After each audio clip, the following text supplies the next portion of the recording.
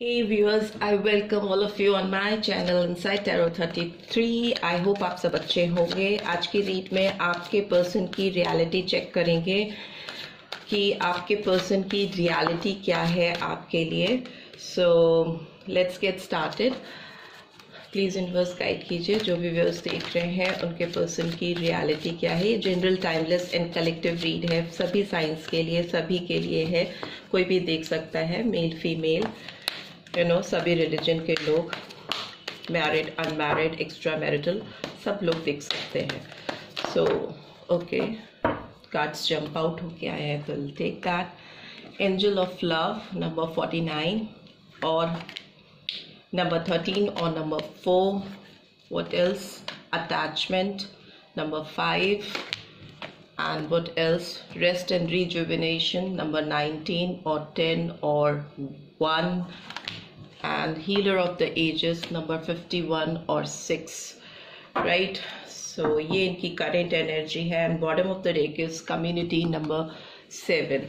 So ये person की reality की बात करें तो आपके लिए जो ये सोचते हैं, उनकी एनर्जी की बात करें तो ये पर्सन कहीं ना कहीं आपको एक एंजल ऑफ लव की तरह कंसीडर करते हैं, बहुत प्रीशियस समझते हैं, आपसे एक अटैचमेंट फील करते हैं। ऐसा बॉन्ड जो सेपरेट नहीं हो सकता, इनसेपरेबल बॉन्ड है आपका इनके साथ। कुछ ऐसा कनेक्शन है कि ये एडिक्टेड फील करते हैं आपकी तरफ। इस समय ये रेस्ट एंड रिजुविनेशन करना चाहते हैं, हील करना चाहते हैं रिलेशनशिप को, मेडिटेट करते हुए, एक्सरसाइजिंग, योगा, मेडिटेशन, इस तरह की चीज़ों का, स्पिरिचुअलिटी का सहारा लेते हुए दिखाई दे रहे हैं to heal this relationship, healer of the edges.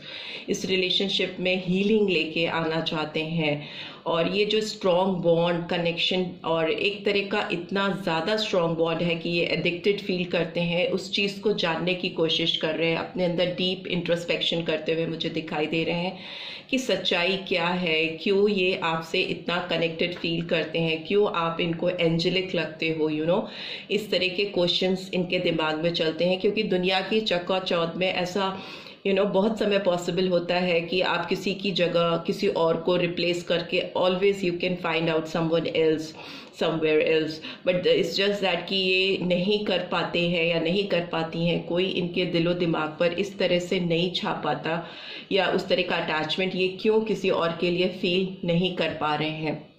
Community का कार्ड आया है।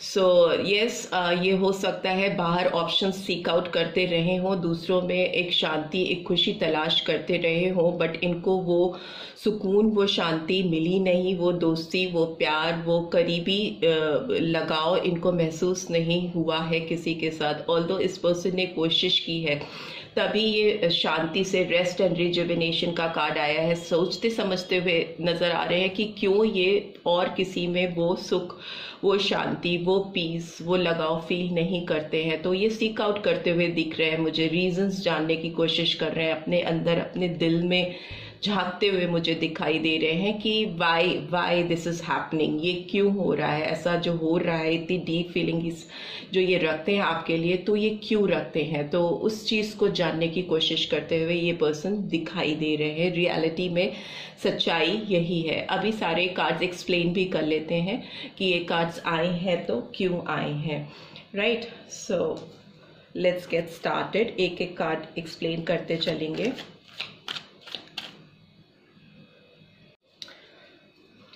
प्लीज़ यूनिवर्स गाइड कीजिए, ये एंजल ऑफ लव का कार्ड क्यों आया है, प्लीज़ डिवाइन गाइड कीजिए, प्लीज़ एंजल गाइड कीजिए।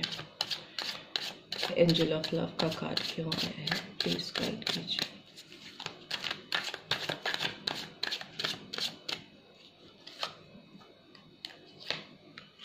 Okay, sun number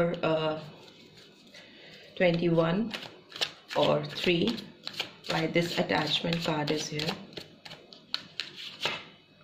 Okay, lovers, Gemini sign is here, number 4, why this rest and rejuvenation card is here. Okay, 7 of swords, Gemini, Libra, Aquarius, why this healer of the ages card is here, why this healer of the ages card is here. Okay, Nine of Cups. So, and bottom of the deck is, okay, the Star card. Aquarius sign, and number 17 और number 8. सो आपके person की अगर बात करें तो angel of love का card आया है, तो डेफिनेटली आपको एंजेलिक अपीयरेंस समझते हैं। इनको लगता है आप दोनों का रिश्ता कहीं डिवाइनली ब्लेस्ड है और डिवाइनली गाइडेड है। गाइडेड का मतलब है कि आप एक दूसरे के लिए ही बने हो, इसीलिए इनको जवाब मिल रहे हैं। जब ये डीप इंट्रोस्पेक्शन कर रहे हैं, जब अपने अंदर झांक कर चीज़ों को समझने की कोशिश कर रहे हैं कि क्यों नहीं ये किसी थर्ड पार्टी से फर्दर इन्वॉल्व रहना चाहते हैं, क्यों बाहर आना चाहते हैं, क्यों आपकी तरफ इनको बार बार खिंचाव सा महसूस होता है, तो उसके जवाब इनको मिल रहे हैं। क्योंकि आप जेन्युइनली, इनको लगता है इनकी लाइफ में खुशियाँ लेके आते हो, सन की रोशनी लेके आते हो। Angel of love and sun connected है, तो इसका मतलब आप एक प्यार के एंजल तो हुई हो, और उसके साथ ही साथ एक खुशियाँ भी आप लाते हो इनकी ज़िंदगी में। प्यार के साथ साथ खुशियाँ, एक प्रॉपर बैलेंस आप इनकी लाइफ में लेके आते हो, क्योंकि जिससे आप प्यार करते हो उसके साथ आप बहुत खुश और सुकून के साथ अगर रह पाते हो तो your relationship is divinely blessed.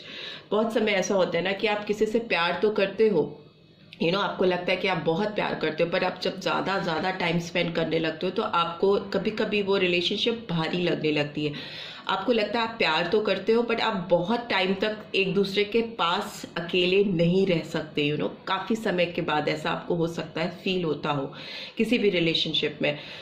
But ये रिलेशनशिप ऐसी है कि जितना वो आपको जानते हैं, जितना टाइम वो आपके साथ स्पेंड करते हैं, जो मुड़ के देखते तो उनको लगता है मोर मोर मोर और चाहिए उनको। वो ये जानना चाहते थे कि ऐसा क्यों उनको फील होता है, उनको क्यों क्रेविंग फील होती है आपके साथ टाइम स्पेंड करने की। वो इसलिए क्योंकि आप दोनों के बीच में एक स्ट्रॉन्ग बॉन्ड है, आप दोनों एक दूसरे के सोलमेट हो, काउंटर पार्ट्स हो, लवर्स का कार्ड है, तो डेफिनेटली आप दोनों एक दूसरे के लिए ही बने हो, ऐसा कहीं ना कहीं उनको एहसास होता हुआ मुझे दिखाई दे रहा है। रियलिटी उनके सामने, उनकी आंखों के सामने डिवाइन लेके आ रही है जब वो अपने अंदर झांक रहे हैं और लोगों की असलियत सामने ला रही है, और आपकी क्या रियलिटी है वो उनके सामने आ रही है, तो वो कंपैरिजन कर पा रहे हैं।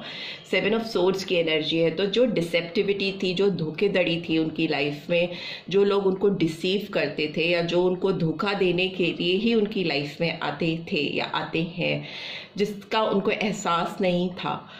आप हो सकता है उनको ये चीज़ रिवील करते हो कि क्या किसकी कैसी एनर्जी आपको फील होती है, कौन सही है कौन गलत है, इस तरह की वाइब्रेशन हो सकता है आप उन तक पहुंचाने की कोशिश करते हो, बट उनको एहसास नहीं होता था। बट अभी वो खुद रियलाइज करते हुए दिखाई दे रहे हैं कि डिसेप्टिविटी कैसी है, कैसे लोग होते हैं जो आपको धोखा देते हैं, वो कैसे आपकी लाइफ में आते हैं, आपसे जुड़ते हैं, आपके साथ रहते हैं, फिर आपको ही डिच करते हैं, आपको ही धोखा देते हैं। तो इन सारी चीज़ों का इनको एहसास होता हुआ मुझे दिखाई दे रहा है। कहीं ना कहीं ये पर्सन, मुझे लगता है पास्ट में जब अंदर झांक के देख रहे हैं तो इनको लग रहा है कि इन्होंने आपके साथ जस्टिस नहीं किया। कहीं ना कहीं इस पर्सन ने भी आपको धोखा दिया है, आपको अकेला छोड़ा है। उस तरह की फीलिंग्स इस पर्सन के अंदर आ रही हैं जब ये मेडिटेट कर रहे हैं, जब अंदर झांकने की कोशिश कर रहे हैं। बट फ्यूचर की बात करें तो इनकी विश फुलफिल होती हुई दिखाई दे रही है। विश फुलफिलमेंट का कार्ड है 9 of cups, cancer Scorpio Pisces energy है। तो ये अपनी खुशियों की तरफ, अपने लक्ष्य की तरफ, आपकी तरफ मुझे बहुत क्लियरली बढ़ते हुए दिखाई दे रहे हैं। they will reach out for you, because इनको अब समझ में आ चुका है कि हील कैसे किया जा सकता है, इस रिलेशनशिप को हीलिंग कैसे लाई जा सकती है इस रिलेशनशिप में। इस रियलिटी का इस पर्सन को एहसास हो गया है। मेडिटेट कर रहे हैं, ऊपर वाले को याद कर रहे हैं चीज़ों को सुधारने के लिए, अपनी विशेस को फुलफिल करने के लिए। बिकॉज स्टार का कार्ड भी एक होप को रिवील करता है, एक नई उम्मीद को दिखाता है। आपकी बहुत सारी जो विश है वो फुलफिल होती हुई मुझे दिखाई दे रही है। एज यू कैन सी कि इस कार्ड में भी अगर आप देखोगे तो 8 स्टार्स दिखाई दे रहे हैं। तो 8 स्टार्स इधर है एंड 9 ऑफ कप्स इधर है। तो विश फुलफिल होने के जो इन्होंने सपने देखे थे वो सपने पूरे होते हुए मुझे दिखाई दे रहे हैं। बिकॉज स्टार का कार्ड हमेशा बैलेंसिंग को रिवील करता है, एक दूसरे के साथ एक म्यूचुअल अंडरस्टैंडिंग को रिवील करता है। अगर रिलेशनशिप की बात करें, ये आपका वेट भी करते हुए मुझे दिखाई दे रहे हैं। अगर आप दोनों साथ में नहीं हैं तो ये पर्सन कहीं ना कहीं वेटिंग जोन में है। जहाँ पे ये रिश्ता टूटा था, जहाँ से आप इनसे डिपार्टेड हुए थे, इन्होंने अगर आपको अपनी ज़िंदगी से निकाला था, तो जहाँ पे भी आप मिलते थे या जिस जगह पे भी आप लोग एक साथ बैठ के टाइम स्पेंड करते थे, उसी जगह पर ये पर्सन हो सकता है जाते हो, अकेले बैठते हो और आपकी यादों को याद करते होंगे, आपका वेट करते रहते होंगे कि काश आप आ जाएं और आपसे बात हो जाए। बट हो सकता है आप लोग नो कॉन्टैक्ट सिचुएशन में हो और एक दूसरे को ब्लॉक किया हो। तो वो चीज़ है कि ये आपको रीच आउट कैसे करें, इस चीज़ के बारे में भी ये सोचते रहते हैं कि कैसे आपके पास आने के रास्ते ये खोलें। अब इस पर्सन की नेक्स्ट एक्शन भी देख लेते हैं। इस पर्सन का नेक्स्ट एक्शन क्या होगा मेरे व्यूअर्स के लिए, प्लीज यूनिवर्स गाइड कीजिए।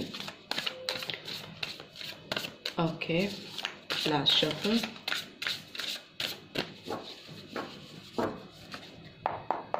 Next action, okay, night of water, cancer, Scorpio, Pisces. Definitely ये पर्सन आपकी तरफ बढ़ना चाहते हैं, आपकी तरफ मूव करना चाहते हैं। एंड ओके, 3 नंबर आया है 2 बार।